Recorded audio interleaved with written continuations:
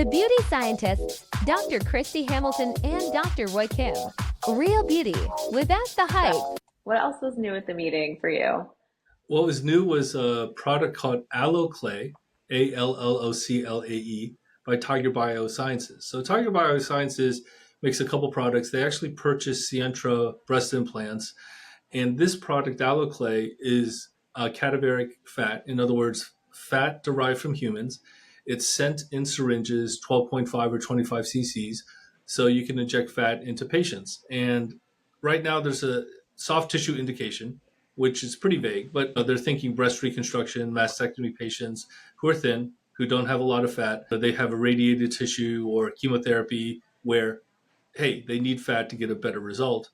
But of course, we all love fat, and we'll see if it can be used elsewhere in the body. And 25 cc's, like that's a lot larger amount than we typically see with a lot of these products.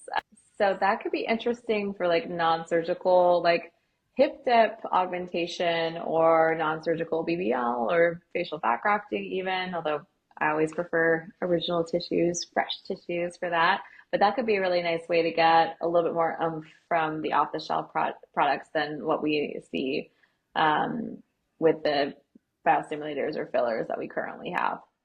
Yeah. And then right now, as you know, there's a product called Renuva. It's made by MTF Biologics. However, it's very expensive and you can only get 3 cc's at a time. And that 3 cc syringe is crazy expensive. Yeah. And so that's cost prohibitive when you're trying to do like, I think buttock or hip contouring would work, does work, but it's like how many, I mean, I can't even imagine how astronomically expensive that would be. Yeah, I mean, patients are going to love this. People listing on the interwebs. To do a breast augmentation with Renuva is going to cost you about $40 to $60K retail price. Yeah, and that's not going to be as much volume as you could get with a fat transfer.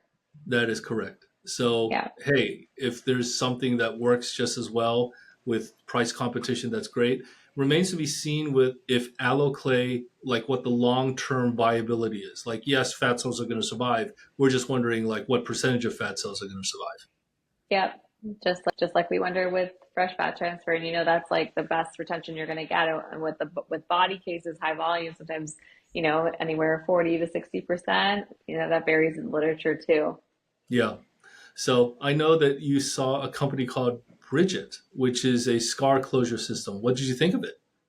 So I've never used it before, and I've seen it on social media, but I thought it was really neat. So like these little like clips that stick to the skin, and they're applied in a way that it pushes the skin edges together and inverts them, so like a little mini ridge. And that's a similar technique to what we use when we're trying to suture skin edges together.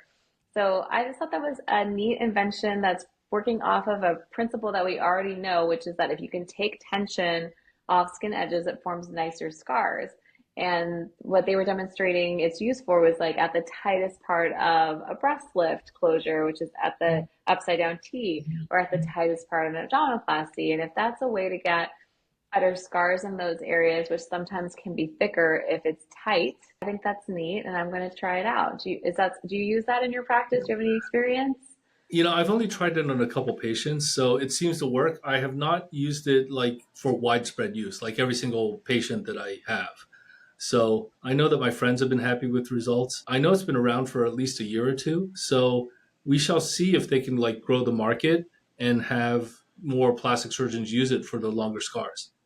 Yeah, I think it's a neat concept, and I think it may, oftentimes patients just have fabulous scars just with what we normally do with our fine suturing technique and plastic surgery technique. But if you have patients that maybe you're already a little concerned about their wound healing for a couple of different reasons, or we know that they're keloid scar formers or hypertrophic scar formers, then there might be an indication for like specific patient selection for that. So we'll see.